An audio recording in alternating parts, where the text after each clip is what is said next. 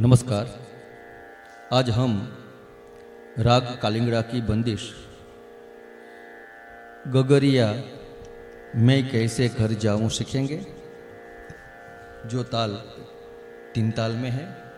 आइए, बंदिश राग कालिंगड़ा, ताल 3 ताल।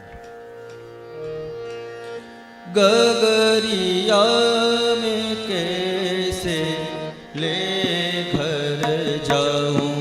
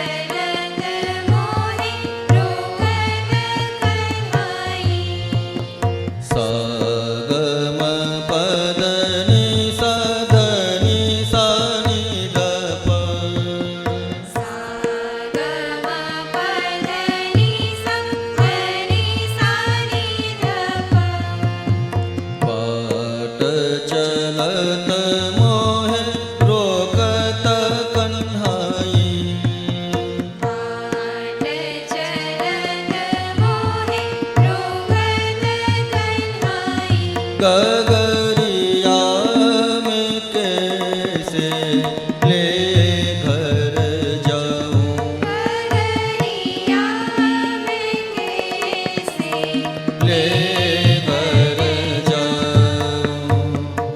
सास बुरी मोरी ननंद हठीली, सास बुरी मोरी दपधनी सा सा सारे सारे नी सा, दपधनी सा सा सारे सारे नी सा। सास बुरी मोरी ननंद हठीली, सास बुरी मोरी ननंद हठीली। देवरा करे लरकैया,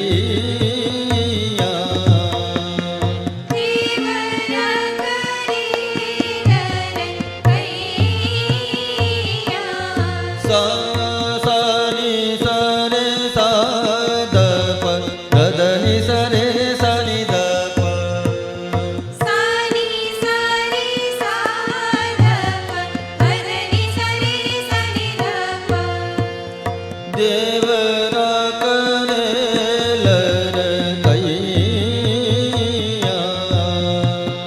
देवरा करे लरकैया।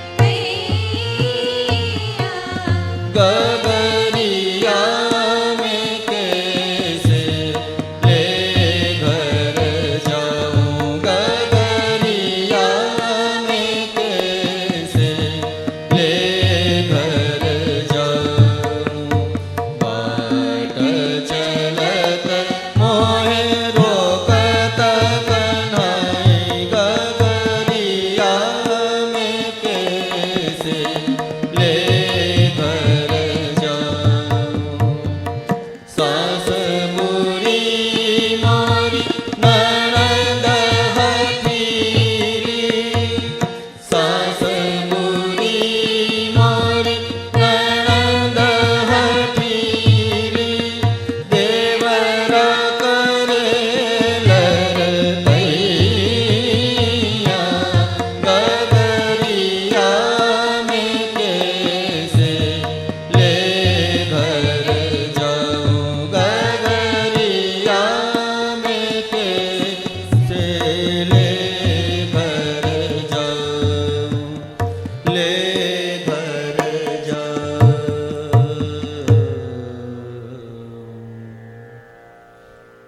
तो ये थी राग कालिंगड़ा की बंदिश गगरिया में कैसे ले घर जाऊं। अस्तु।